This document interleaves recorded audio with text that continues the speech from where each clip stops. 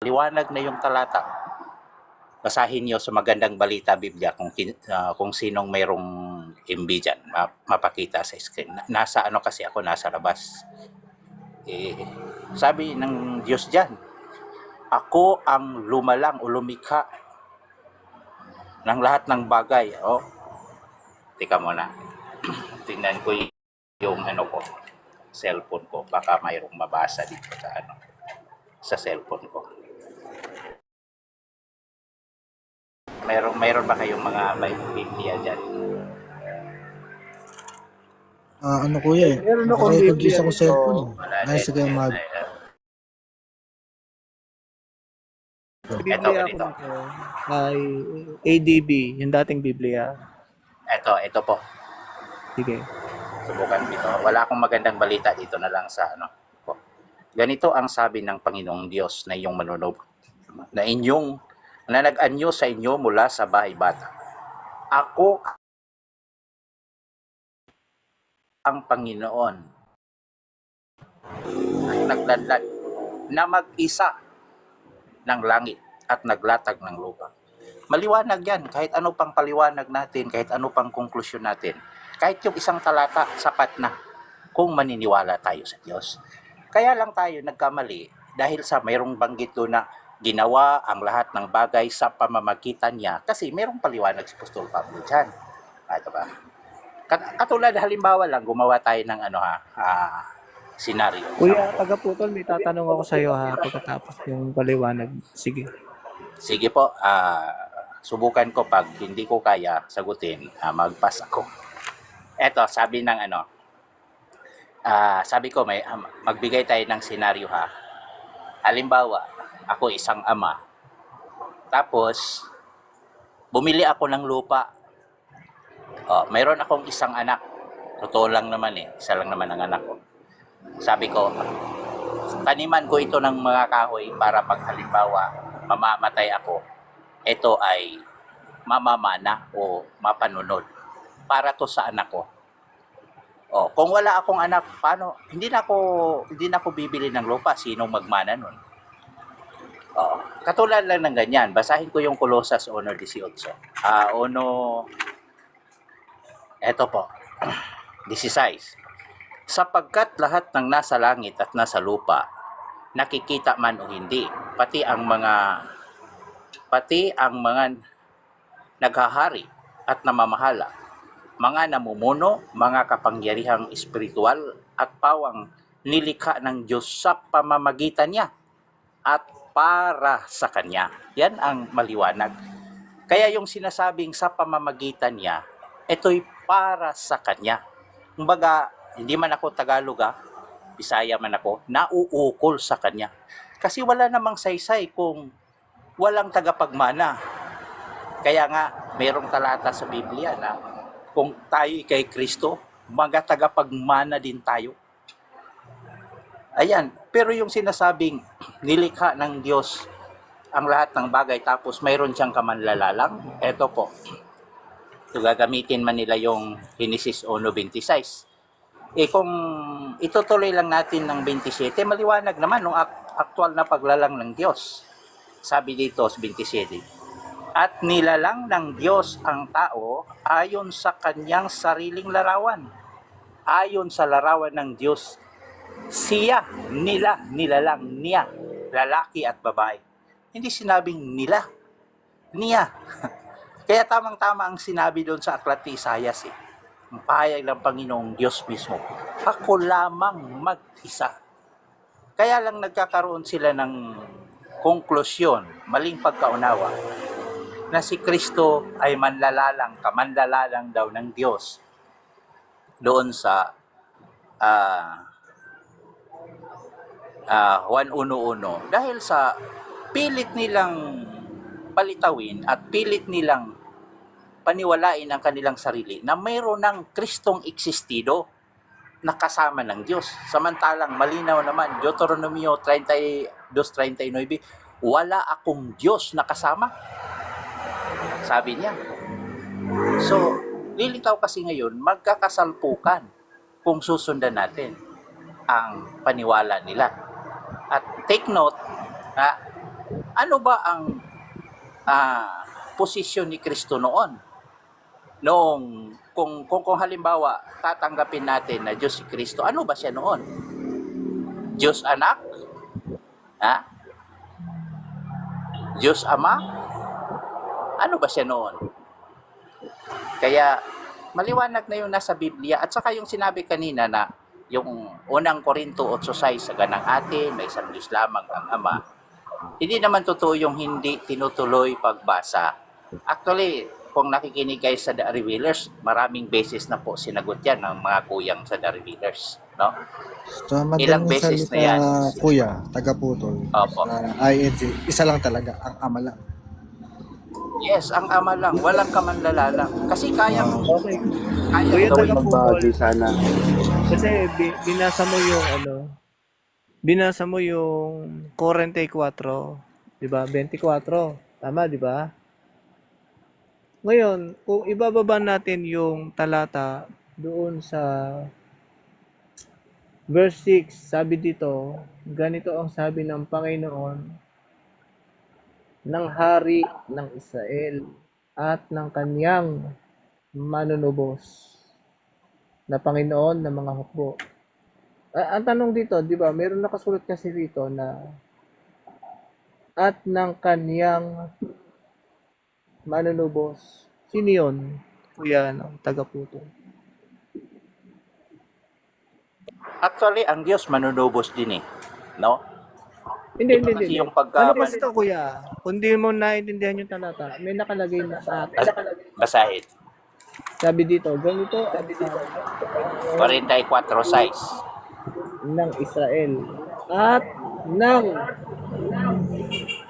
ng kaniyang manunubos na Panginoon ng mga hukbo.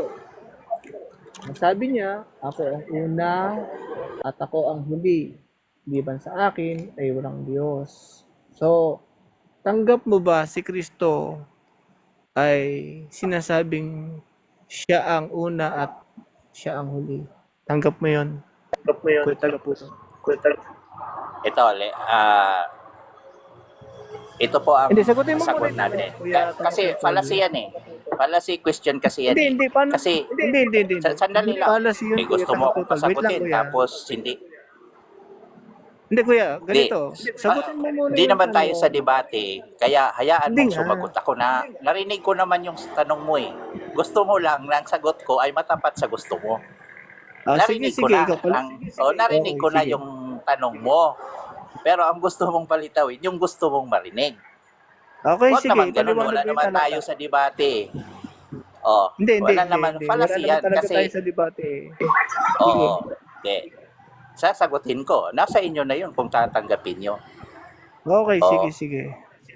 Sino ba yung nasa una at nasa huli? Ako, lang dyan sa talata na mismo. Sabi niya, liban sa akin, walang ibang Diyos. Yung una dyan at huli, yung nagsasabing walang ibang Diyos na kinikilala. So, hindi natin pwedeng i-conclude na si Kristo yan. Kasi si Kristo mayroong kinikilalang Diyos. Di ba? Bakit ba, sino ba yung Diyos na una? Yung nasa unang Korinto 8:6, no? Siya po ang Diyos. Walang ibang Diyos liban sa Kanya na Hindi, mababasa kuya, natin yan. taga-putol. Wait lang, maputol kita, sige. kuya, taga-putol. Sige. Ang tinatanong ko kasi ay yung una at huli. Kung tanggap mo ba na si Kristo ay una at huli na binabanggit din sa Revelation? Mali nga, kasi si Kristo una sa Kanyang nilalang. Palasi nga yan eh. Halimbawa, ganito lang yan. Parang palasi of categorical syllogism yung ginawa mo, bro. Kasi, ang Hindi, Diyos, wala naman, una at bro, huli. wait lang, wag mo akong Sandali bigyan lang. ng Sandali lang, policy, bro. overreacted kasi kay. Ayan Hindi po kasi, ang wag mo pagkaunawa akong ko sa sabihin iyo ng eh. policy kasi tinatanong ko lang naman sa iyo Kasi, kung yung tinatanong mo ako, una pero at gusto huli mo, ay siya ding tinutukoy Okay, ni Kristo sa mahinto ko Revelation. muna kayong dalawa. Okay, stop Anong muna. palasing Gusto- na commit ni Mago, bro, para gusto- malinaw lang? Wag ito mo nga, na nga, teka paliwanag lang. ko nga, ang problema Ganito muna. kasi, Stop nyo muna yan, yung usapan nyo at hindi kayo nagkakasundo talaga. Pakinggan naman natin yung sa MCGI bago nyo kayo magtanungan.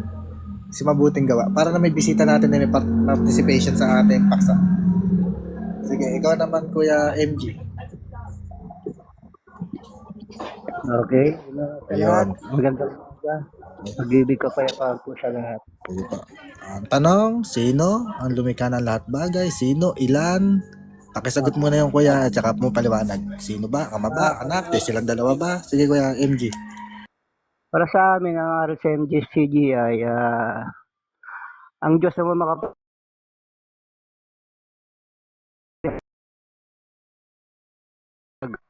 ang liwanag naman dun sa Genesis 1:26 na mayroon siyang kanatin. May kausap. Kasi pagka sinabi natin siya lang mag-isa dun sa 1:26, hindi na niya gagamitin yung kanatin at kaatin. Hindi naman siguro magsasalita na sabihin niyang kanatin kung wala siyang kausap. Kaya maliwanag, para sa araw ng MCGI, meron siyang kasama sa paglalang. Ngayon, paano naman natin malalaman na Panginoong Yesu Kristo ay umiira na nung panahon na yon?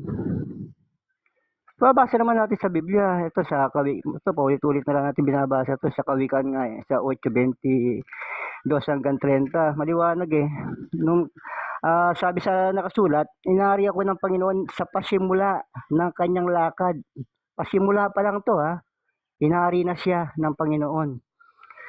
Sa 23, ako'y nalagay mula noong araw noong walang pasimula. Ito, nung wala pang pasimula, nalagay na siya. Sa 24, ako'y nailabas ng wala pang mga kalaliman, ng wala pang mga bukal na sagana ng tubig, nailabas na. Wala pang sagana, nailabas ng kalaliman, wala pa Tapos 25, bago ang mga bundok ay nalagay, bago ang burol ay ako'y nailabas. Tingnan mo to kung gaano ang pag-exist ng kasama ng Diyos. Meron na siyang kasama, nagpapatunay talaga Samantalang hindi pa niya nililika ang lupa, ni ang mga parang man, ni ang mga pasimula man ng alabok ng salibutan. Nang kanyang itatag ang langit, nandoon ako. Sino kaya to? Yung nandoon. Sa 28, ng kanyang pagtibay ng langit sa itaas nang maging matibay ang mga bukal ng kalaliman. Nang bigyan niyang dagat ng kanyang hangganan upang huwag salansangin ng tubig ang kanyang utas, nang kanyang niyayos ang mga patibayan ng lupa. Nasa siping nga niya ako. Ito, ngayon kung ang aral ng mga yan, siya lang mag-isa, wala siyang kasama. Ibig sabihin, itong kawikaan na to, hindi niyo maunawaan. Sa umpisa pa lang, meron ng nandun. Ngayon, para malalaman natin kung sino to sa kawikaan din. Basa rin tayo sa kawikaan sa 34. Ano sabi sa talata? Sino ang sumampa sa langit at bumaba? Sino ang pumisa ng hangin sa kanyang mga dakot? Sinong nagtali ng tubig sa kanyang kasuotan? Sinong nagtagtag ng lahat ng wakas ng lupa? Ano ang kanyang pangalan? At ano ang pangalan ng kanyang anak?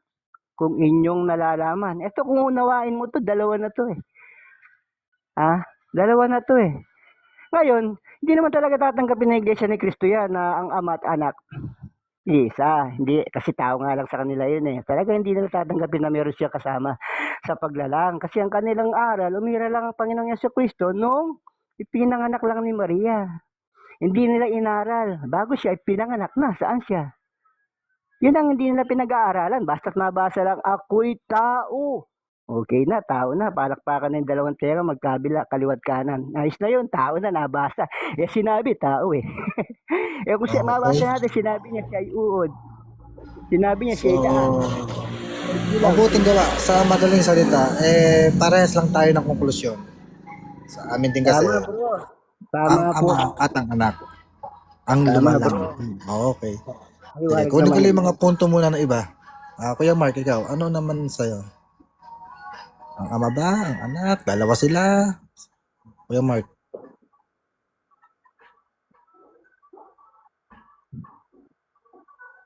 Okay, ikaw naman Christian. Ano pa? Christian Bible.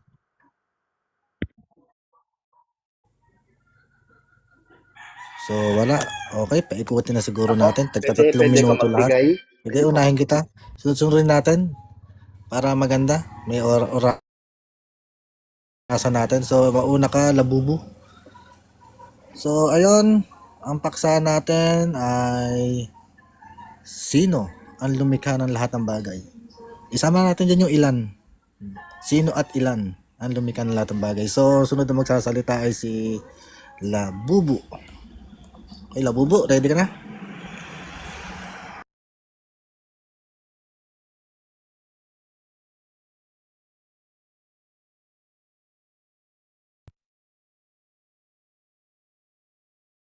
Hello. So nakasulat naman na sa Bible. At alam ko,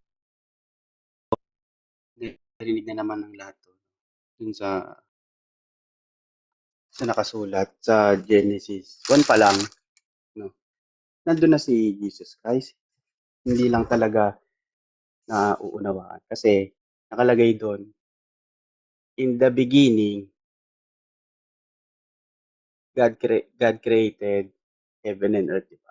So, kung iintindihin natin ng mabuti, nakalagay doon, in the beginning, God, no? Di ba? Beginning eh. So, ano ba itong beginning na to? Sabi na to sa Revelation ni Jesus Christ, I am the Omega, Alpha the Omega. Beginning. Diba? Siya yung beginning eh. Kahit nga doon sa John 1, nakalagay doon, in the beginning was Word. So, beginning, diba? Was God. Jesus Christ yun in the beginning eh. So, ang madaling sabi, nag-exist na, nandun na siya. Sa John 1, in the beginning, Genesis in the beginning, God, Jesus Christ, si God, naggawa ng heaven and earth. Nandun siya. Siya yung kasama na gumawa ng lahat.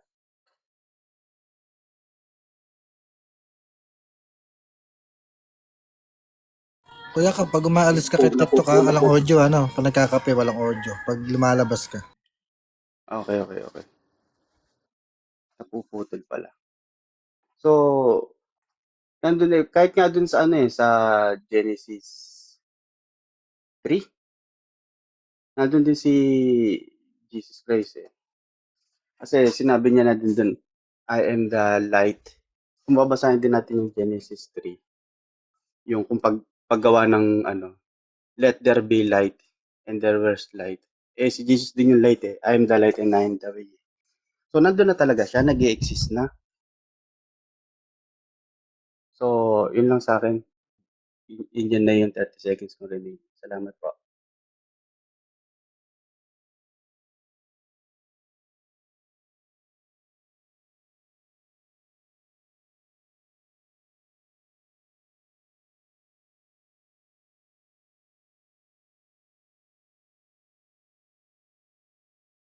Okay na ba, Kuya Labubu? Lipat na tayo?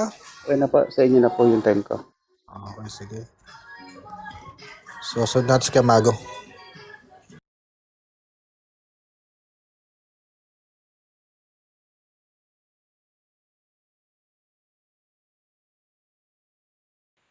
Kuya, wait lang wait lang. May kausap lang ako sa isang linya. Babalik ako, pero hindi ako aalis. Sila Sige, muna Kuya. mauna. Mag-comment Sila ka muna lang mauna. at isusunod kita. No? Mag-comment ka pag pwede ka na. Okay, next. Si Pros. Kuya Pros.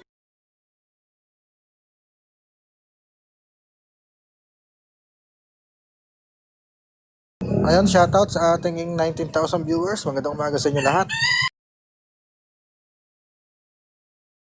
Naman natin na may kasama ang Diyos Ama sa paglikha. Pero uumpisahan natin kay Jesus kasi kung sakaling idadamay na natin yung Holy Spirit, that would be mahabang topic. Pero ito saan na nga yun? Dito sa John 17:5. Kaya Ama, ipagkaloob mo sa akin ang sa iyong harapan ang kaluwalhati ang taglay ko. Sa piling mo bago palikhain ang sanlibutan. Ayan. Isang verse pa lang yan na magpapatunay na kapiling ng Ama ang anak bago pa ang sanlibutan. Ngayon, kung babasahin naman natin yung sinabi na for in Him, wait lang, saan ngang verse to?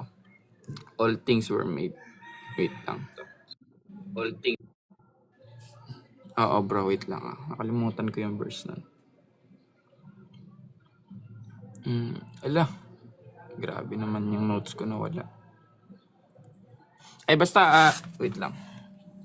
Wala ang notes ko eh. Hindi ako prepared, naka-next na pala ako. Wait lang. Ito sa Colossians din. All things were made through Him and for Him. Kapag sinabing end, dalawa yung kailangan mong maging true sa ano, 'di ba, pagka gumagamit ka ng logical argument, kailangan both true. Both totoo dapat. Halimbawa, sinabi mong through Him and for Him. Yung isa doon para sa Kanya. Tapos yung isang argument doon is sa pamamagitan niya ginawa lahat ng bagay. Ibig sabihin, kailangan existing muna itong through Him para magawa yung bagay, kasi imposible namang mauna yung ano, yung mga bagay sa sanlibutan o even sanlibutan kesa dun sa ano gagamitin o sa pamamagitan. O meron pang isang verse na sinabi na siya ay panganay sa sanlibutan. Panganay, tinawag siyang panganay. Hindi ko kasi maalala yung mga verse ano. Pero kung mamaya, kung ma-strengthen natin yan pagka na-search ko ulit yung mga verse. Tinawag siyang panganay. Meron bang panganay na huli? Na pang ilan na isinilang? Parang gano'n. Ibig sabihin lang nun, patunay na kasama na ng Ama. At ang isa pang presumption na argument ko dyan is, Eternal Father cannot exist as Eternal Father without His Eternal Son. Ayan ang tingin kong may hirapan silang i-debunk. Kung ang pagiging Father ba ng Ama ay Father pa rin siyang matatawag kung wala siyang anak. Ayan. Sarap tanongin kay Pros. Akyat ka, Pain. Maganda yan. Yon, salamat kay Pros. So, ang paksahan natin sino ang lumikha ng lahat ng bagay? Ang Ama ba? Ang Anak? Dalawa sila? Tatlo? Kasama ang persona? Ang sunod na magsasalita ay si Taga Putol. Okay, maliwanag naman doon sa banner, no? Sino ang lumikha ng lahat ng bagay?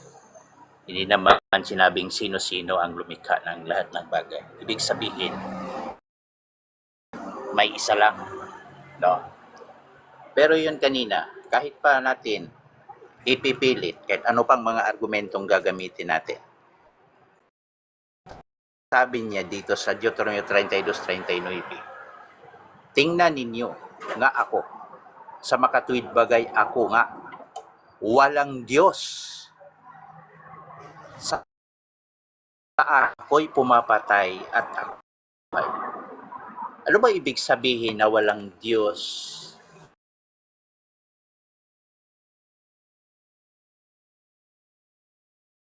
Kaya yung sinasabi ni kanina na ako ang una at ang huli, ang magpaliwanag niyan ang Diyos. Ito ang sabi ng Diyos, Isaiah 43:3. Anong sabi? Ito po. Kayo'y aking mga saksi, sabi ng Panginoon. At aking mga lingkod na aking pinili, upang inyong malalaman at magsisampalataya kayo sa akin. At inyong matalastas na ako nga. Na, walang Diyos na inanyuhan na una sa akin, o mayroon mang darating pagkatapos ko. So, sarado na. Kumbaga, close na. Wala na pong kinikilalang ibang Diyos. Wala na pong lugar ang sino mang Diyos. Sabi nila, mayroon daw kasama. Saan ilalagay ang kasama? Kumbaga, sinilyuhan na ng Diyos. Sabi niya, walang Diyos na una sa akin, ni mayroon pang darating pagkatapos ko. O wala. So, doon lang tayo nagkamali.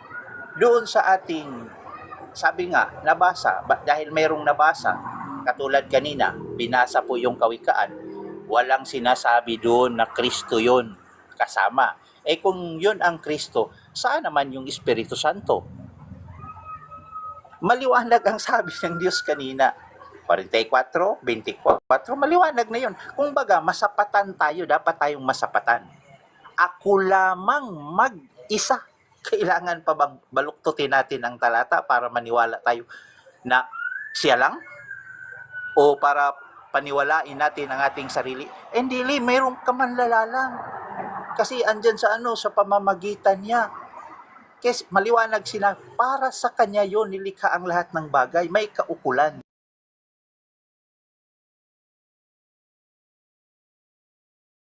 Yon, salamat sa'yo, Kuya Tagaputol. So, mabuting gawa. Okay, salamat. Ah, eto Pagka ba isa lang talaga yon. Kasi yan ang pananaw ng mga iglesia ni Kristo eh. Kaya pagka sinabing isa, si Kristo hindi na Diyos, tao. Ganun ang nila, style nila eh. Basa tayo dito sa sa 1:17-11. Ano sabi ng Panginoong Jesucristo? At wala na ako sa sanlibutan, at ang mga ito'y nasa sanlibutan, at ako'y pariyan sa iyo amang banal. Ingatan mo sila sa iyong pangalan, iyong mga binigyan mo sa akin, upang sila'y maging isa. Yung palang marami, tinatawag ng Panginoong Jesucristo, maging isa. Ano bang kasunod? Nagaya naman natin. Ito, intindihin niyo itong talata na to, mga iglesia ni Kristo. Salita ni Kristo to. Hindi ibig sabihin ng salitang isa, isa lang pagdating sa Biblia. Maaari sa bilang ng tao, pwede pa 'yun. Pero para sa akin hindi rin, no. Kasi may mga iba pang kahulugan ng ang isa, marami pagdating din sa bilang ng tao. Halimbawa, sa isang pamilya, isang pamilya 'yun. Bakit? Yung isang pamilya, isa lang ba 'yun?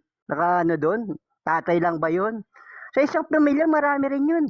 May tatay, may anak, may nanay, may anak. Di ba? Kaya sa bilang pa lang talaga ligaw na itong mga iglesia ni Kristo eh. Tapos doon sa binasa niyang doon din sa salitang binasa niyang iisa, sabi niya, sino ba kausap kaya niya doon sa binasa niya doon sa pangalawa? Ang kausap niya doon yung mga naniniwala sa mga Diyos-Diyosan. Maliban sa akin, wala nang iba. Yung mga naniniwala sa Diyos-Diyosan, si Kristo ba Diyos-Diyosan? Tignan nyo yung konteksto, tignan nyo kung sino yung kausap doon. Kasi sinabi niyang isa, kasi yung mga tao doon, naniniwala sa mga ibang Diyos. Kaya sinabi niya, maliban sa akin, wala nang ibang Diyos. Kasi nga paniniwalaan nila, mga Diyos-Diyosan. Kaya nga, niya sinabi yung bagay na yun. Yun ang hindi niyo naman maunawaan. Ngayon, paano mo may-reconcile yung 1:26? Nagsasalita lang ba siya na mag-isa? Ibig sabihin, lalangin natin. Siya lang pala mag-isa, tapos sasabihin niya, lalangin natin. Anong punto nyo ron? Siya lang mag-isa, kinakausap niya sarili. Ganun ba ang Diyos? Okay, ikaw na Kuya Mago. Next na muna kita.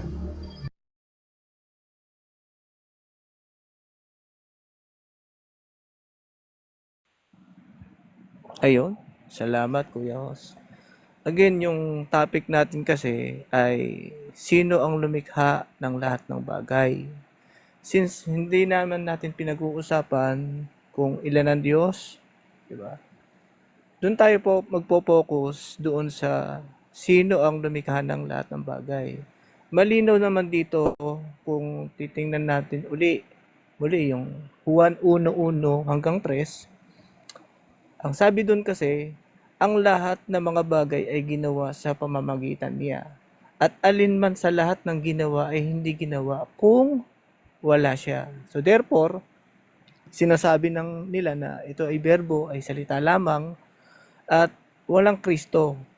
Umiiral lamang dahil doon sa verse 14. Pero ibababa lang natin ng konti yung talata. Doon sa verse 10 ay sinasabi yung ganito.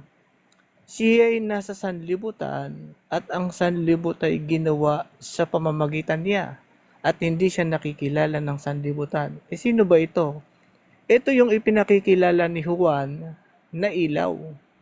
Sabi doon sa verse 9, itaas lang natin, nagkaroon ng tunay na ilaw sa makatwid bagay ang ilaw na lumiliwanag sa bawat tao na pumaparito sa sanlibutan. Kaya ang tinutukoy ni Juan dito na ilaw ay ang ating Panginoong Hesus, kung saan sinasabi niya sa verse 10, siya'y nasa sanlibutan at ang sanlibutay ginawa sa pamamagitan niya. So malinaw dito na ang ating Panginoong Hesus talaga ay kamanlalalang ng ating Diyos. At malinaw yan dun sa sinasabi sa Hebrews 1. Sinasabi doon na sa verse 3 sabi roon na palibhasa ay sinag ng kanyang kaluwalhatian at tunay na larawan ng kanyang pagkadiyos at umaalalay ng lahat ng mga bagay sa pamamagitan ng salita ng kanyang kapangyarihan. Ng kanyang magawa na ang paglilinis ng mga kasalanan ay lumuklok sa kanan ng karangalan sa kaitasan. Nakikita niyo yung talata na umaalalay ng lahat ng mga bagay sa pamamagitan ng salita ng kanyang kapangyarihan. So, malinaw dito na talagang yung ating Panginoong Hesus ay kanyang kasama, no? Yung kanyang ama sa paglalangit. At ito pa yung ating siguro mas maganda sagutin. Ayun, time na. So, ito naman, Mr. Controversiya. Sino ang lumikha na lahat ng bagay, Mr. Controversy? Magandang umaga sa host. Siyempre, sinasagot ng Biblia yan. Unang Korinto 8:6. Sa ganang atin may isang Diyos lamang, ang Ama, na lumikha ng lahat ng mga bagay. Dito sinasabi ng Biblia ni Apostol Pablo na ang lumikha ng lahat ng mga bagay ay ang Ama. Sabi nila mabuting gawa, kasama daw si Kristo doon sa natin. Tanungin nga natin ng Panginoong Jesucristo, Panginoon, kasama ka ba lumikha ng tao? Kasi sabi ni mabuting gawa, kasama ka raw eh. Di pa sagutin natin ng Panginoong Jesucristo, 19:4 ng Mateo. At siya sumagot at sinabi, hindi ba ganinyo nabasa? Hoy, hindi mo ba nabasa na ang lumalang sa kanila buhat sa pasimula ay sila'y nilalang niya? Sabi ng Panginoong Jesucristo, sila'y nilalang niya, hindi namin. Hindi namin. Sila'y nilalang niya na lalaki at babae. So bakit mo isasama siya? Mismong Panginoong Jesucristo ang nagdi-deny sa argumento mo. Bumasa pa siya kanina, Kawikaan 34. Sino ang sumampat sa langit at bumaba? O sino? Ba't di mo sinagot? Sino to? Ano ang kanyang pangalan? At ano ang pangalan ng kanyang anak? Ba may anak daw? Si Kristo daw yon. Sinabi si Kristo? Saan mo mababasa sa Biblia na biro mo may Diyos na palang kasama, yung isa pang Diyos, idininay niya na hindi mo man lang napangalanan kung sino yung anak na binabanggit na dito, kung ano yung pangalan ng kanyang anak. Eh may pinangalan ng anak dito sa Matandang Tipan o sa Old Testament, ang Panginoong Diyos. Sa Exodo 4:22, ang Israel ay aking anak. Bakit si Israel pinangalanan bilang anak? Tinawag na anak. Bakit si Kristo na umiiral na pala, kasama pa pala sa paglalang, hindi niya pinangalanan? Anak niya pala yun. Na umiiral na Diyos. Di ba? Sabi niya pa, bakit sabi ng Diyos, maliban sa akin walang Diyos. Maliban sa kanya walang Diyos. Pag sinabi mo pala na maliban sa asawa mo, wala ka ng ibang asawa, ibig sabihin meron pa pala. Ang ibig pala sabihin sa'yo ng maliban, meron pa. Naku, nakakatakot ka. Cheater ang labas mo. Wag kayong pala desisyon. Ang nasa Biblia, nilalang niya sila na lalaki at babae. Mismong Panginoong Jesucristo ang nagdi-deny sa argumento mo. Tapos, yung sa Kawikaan 34 mo, may pangalan yung anak. Bakit hindi mo mapangalanan? Ano pangalan? Karunungan. Kung gagamitin mo si karunungan, dapat pangalanan mo rin si Unawa. Sabi nyo yung karunungan, si Kristo. May kapatid siya si Unawa eh. Sino si Unawa? Kumpletuhin nyo. Wag pala desi, di ba?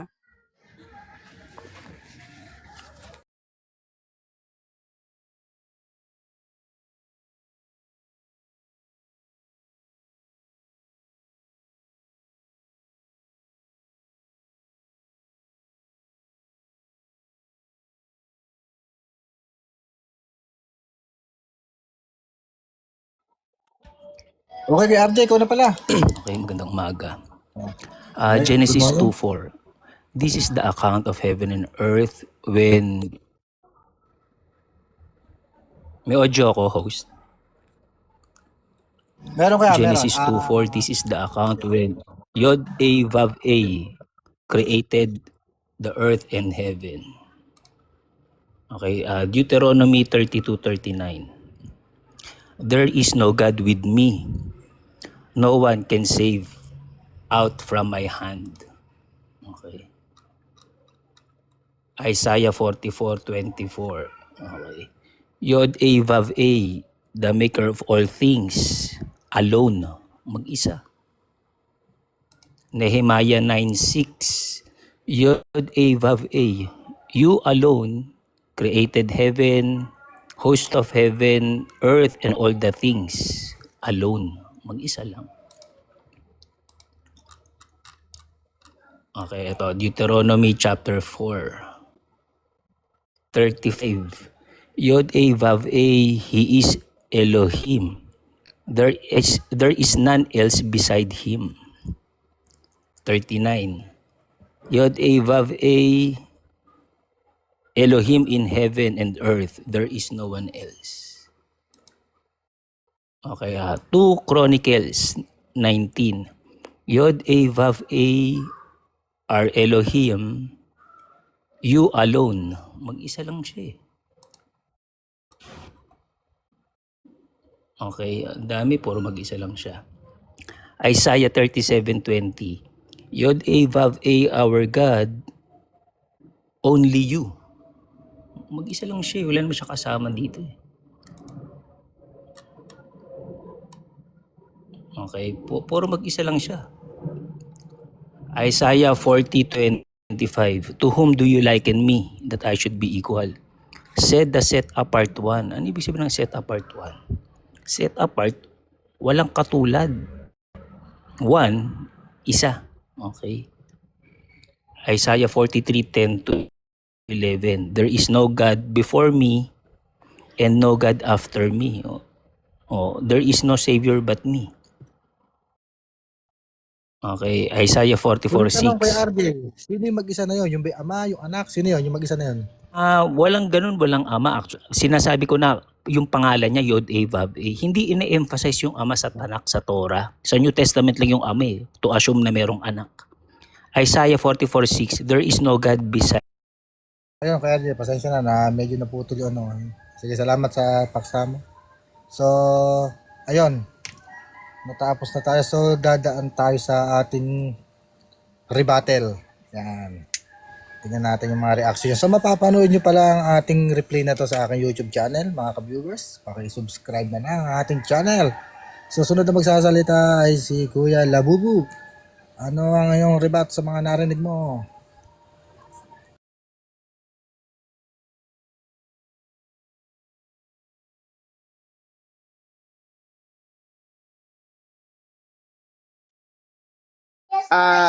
Kayo muna may ginagawa ko. Wait lang.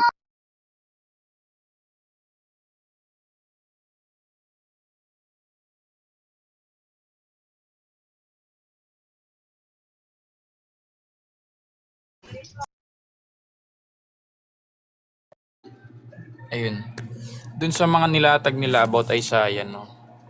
Si Yahweh naman dyan nagpapakilala bilang isang Diyos na wala siyang ibang kasi ito pag binasa mo yung 44 niyan Isaiah 44 patungkol yan sa mga kalaban na Diyos-Diyosan in context para patunayan niyang siya lamang ang Diyos. Well, sa aming kasi kasunod niya na chapter hinighlight, hinamak ang pagsamba sa mga Diyos-Diyosan. Ayan, gumagamit tayo ng MBB, no? Ibig sabihin, hina-highlight lang ng Yahweh or YHWH na siya lamang ang Diyos. Well, sa amin naman Catholic, Trinity, Triune God, one God pa rin yan. Kaya iisa pa rin yung Diyos. Ngayon, sinabi dito sa sa John 1, saan yun? Binasa ko na ito kanina eh. Ito sa John 1:3. All things were made through Him, and without Him, nothing came into being that has come into being. Ibig sabihin, habang wala pa siya, kung sakaling naninindigan talaga kayo na si Kristo wala pa nung pasimula, wala talagang magagawa hanggat sa wala siya. Kasi sabi dito, without Him, nothing came into being. Wala talaga kahit anong gawin natin dyan. Hindi mag-exist. Kasi ginagamit lang nila yung for Him. Masyado nilang sinimplify yung sinabi na for Him, para sa Kanya. Hindi na nila tinake yung other idea na through Him, sa pamamagitan niya, ginawa lahat ng bagay. Tinanggal na nila yun, nagbabawas sa Biblia. Kinukuha lang nila kung ano yung pwedeng magkasya. Kumbaga, sinusuot nila yung sapatos na kakasya sa kanila. Ayun, sabi ko nga, para matawag na Ama, yun yung isa sa pinaka-argument ko, para matawag na Eternal Father, itong pinaniniwalaan nilang Ama, it must be true na meron siyang Eternal Son.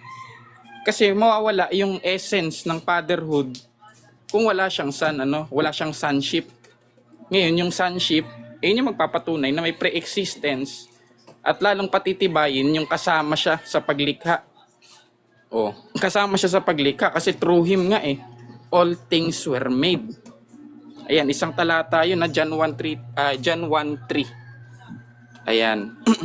Ngayon, kung tututulan nila yun, yung John 1:3 na yun, gagamitin nila yung ako lamang ang Diyos. Wala naman tayong doon tutol na ang Yahweh lamang ang Diyos. Kasi pinakilala sa Mark, yun, di ba, na yung pinaghandaan ng daan doon, Yahweh, which is si Jesus Christ. Ayun yun Jesus Christ. Anong lalong lumabo? Yahweh, tinawag na Yahweh.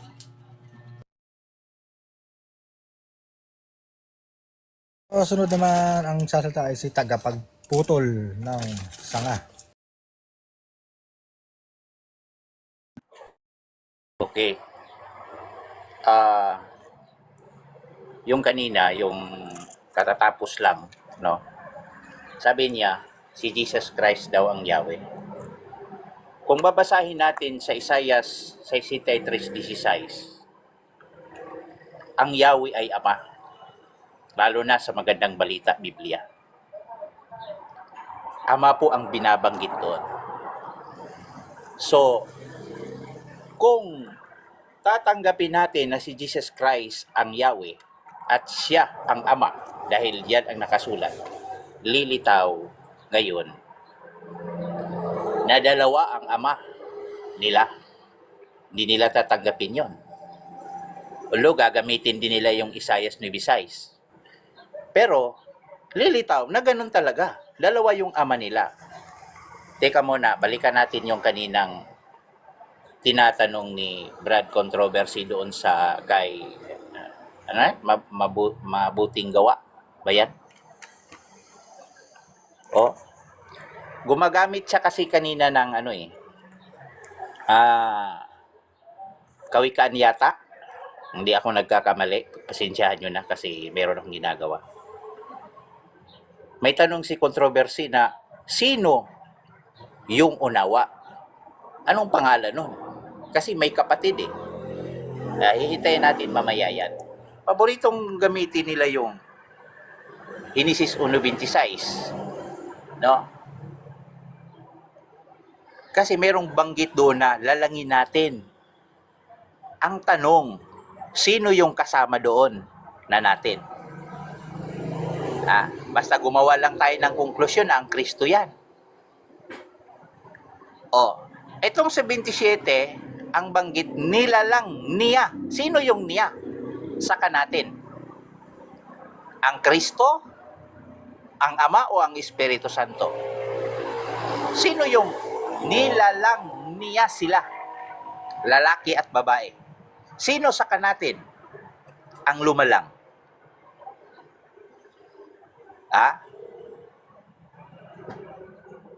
Maliwanag naman talaga, binasa kanina ni Brother Controversy. Ang Diyos ang lumalang. Tapos mayroon pa akong narinig kanina, yung iisa daw, hindi daw naintindihan ng INC. Kasi yung iisa, parang grupo, pinalilitaw nila parang grupo. Ang Diyos naman, kapag sinabi niyang mag-isa o isa o iisa, Wala naman diyang kasama. Pinaliwanag naman niya yon. No? Malakias 2:10.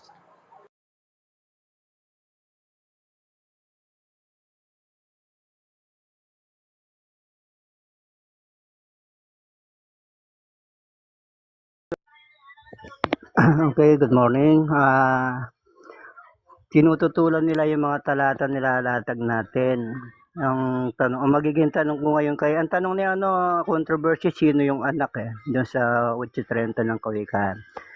Ang sagot ko doon, wala namang iba kundi ang Panginoong Jesucristo. Basis doon sa, siyempre, ang Diyos Ama, meron siyang anak. Sino ang kanyang anak?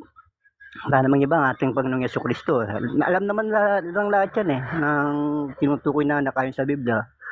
Panginoong Jesucristo. Hindi ngayon, nasagot na yung tanong mo, sino yung kanyang anak. Ngayon, ako na magtatanong sa iyo ngayon, mamaya sasagutin mo. Sino naman yung kausap niya? Kasi pagka sinabi niyang kanatin o kaatin, meron siyang kausap. Yun naman sagutin mamaya, yun ang assignment mo. Ngayon, babasa tayo ng mga talata. Tinanong mo kung ito pa pala sagot ko din sa mga tanong mo. Sabi mo, sino yung sino yung karunungan na sinasabi dun sa Kawikaan? Wala daw ako sinagot na pangalan. Di sasagot tayo kung sino. Nagbibigyan pa natin ng pangalan ayon sa Biblia. So, basa tayong talata. Sa 1 Corinto 1:24. Ngunit sa kanila ng mga tinawag, maging mga Hudyo at mga Grego, si Kristo ang kapangyarihan ng Diyos at ang karunungan ng Diyos. Ayan nasagot na natin. Dalawa ng tanong nasagot natin. Maliwanag naman siguro to. Ngayon, kung di pa maliwanag sa kanila, nasa kanila na yon. Tapos, alam nyo ba sa Biblia, yung mga naniniwala sa Ama, kailangan paniwalaan din ang Panginoong Jesucristo, ang kanyang anak. Basa tayong talata. Sa 1:22. Sino ang sinungaling, kundi ang tumanggi na si Jesus ay siyang Kristo? Ito ang Antikristo, sa makatwid ay ang tumatanggi sa Ama at sa anak. Ito, maliwanag na naman talata to. Kasi sila tinatanggi nila ang anak Ngayon pala sa Biblia, napakaliwanag Sino ang sinungaling at Antikristo? Ang sino mang tumatanggi sa anak ay hindi sumasa kanyang ama. Ang nagpapahayag sa anak ay sumasa kanya naman ng ama. Hindi mo naman pwede kasing itapera yung anak Hindi pa maliwanag pa sa inyo to? Hindi mo naman pwedeng itapera yung anak. Kasama na nga niya, katulad na nagsalita kanina, hindi magagawa ang lahat ng bagay kung wala siya. Di ba? Napakaliwanag ng mga talata kung wala siya. Ano ibig sabihin? Nandoon na siya. Kaya nga dun sa Kawikaan, bago natatag ang langit nandoon na siya. Wala pang halabok ng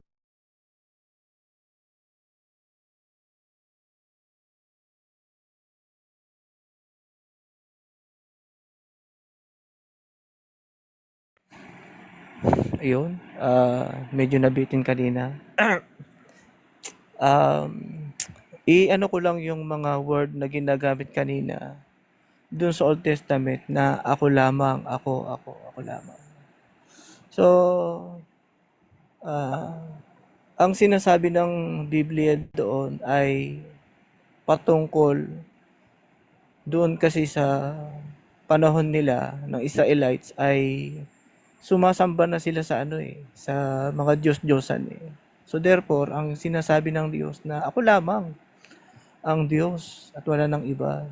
Kasi nga, itinuturo ng ating Panginoon na wag silang sumamba sa hindi tunay na Diyos, di ba? Yun ang sinasabi ng Biblia. Ngayon, gusto ko lang i-refute yung pero hindi naman refute dahil kaibigan naman natin si controversy Yung sinasabi dun sa Mateo 19:4 kung na nilalang niya sila na lalaki at babae. Actually, yung niya ay absent doon sa Greek word, yung pronoun na he.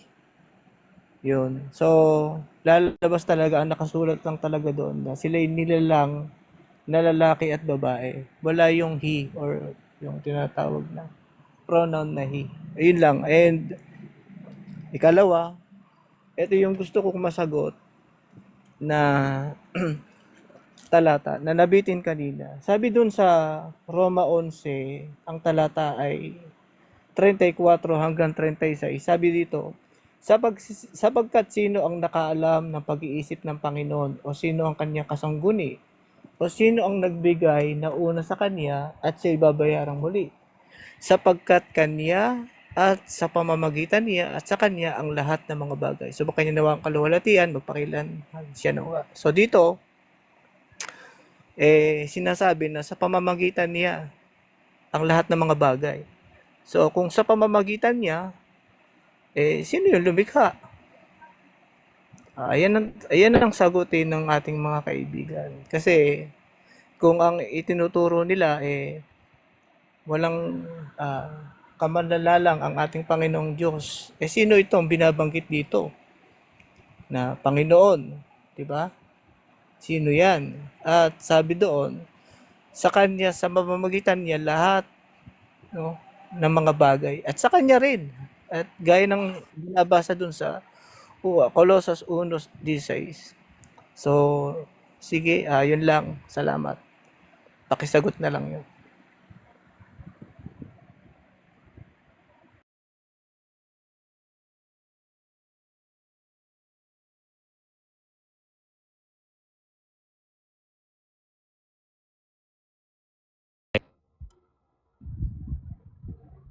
Okay, tuloy natin yung basa. No? 1 Samuel chapter 2 verse 2. Yod A Vav A, there is none beside you. Okay, 2 Samuel chapter 7 verse 22. Yod A Vav A Elohim, there is none like you, neither is there any God beside you. Okay, 1 Kings chapter 8 verse 60. Yod A Vav A Elohim, there is no one else. 2 Kings 19:19. Yod He Vav He Elohim, only you.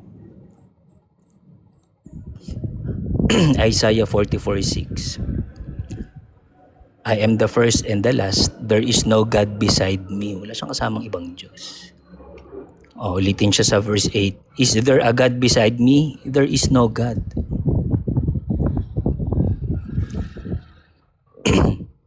Okay, Isaiah 46:9. I am Yod He Vav He, and there is no one else. There is none like me. Isaiah 45:21. There is no God beside me. There is none beside me. Okay, Hosea 13:4. There is no God but me. There is no Savior but me. Joel 2:27. I am Yod A Vav A Elohim, and there is no one else. Okay, ngayon puntahan natin yung isang pinag-uusapan. Saan na ba yan? Okay, pinag-uusapan yung Proverbs 34. Sabi, what is his name and what is his son's name? Okay, who has gone up to heaven and come down? Si Yod He Vav He yan. Who have gathered the wind? Si Yod He Vav He. Who has wrapped up the waters in a cloak? Si Yod He Vav He. Who established all the ends of the earth? Yod He Vav He. What is his name? Yod He Vav He. What is the name of his son? Okay, malinaw sa Exodus 4. Sabi ay doon, no? Yod He Vav He said, Israel is my son, my firstborn. Okay. Sabi niya sa Hosea, when Israel was a child, I loved him, and out of Mitzrayim, I called my son. Ngayon, puntahan natin yung Proverbs. Ginagamit nila yung Proverbs. Sabi nila sa Proverbs 8:26 or 20, ayon. When he established the heavens, I was there. Sino to? Ito malinaw sinabi dito, I am wisdom. Wala mo sinasabing si Jesus to eh. Ngayon, simula chapter 8 to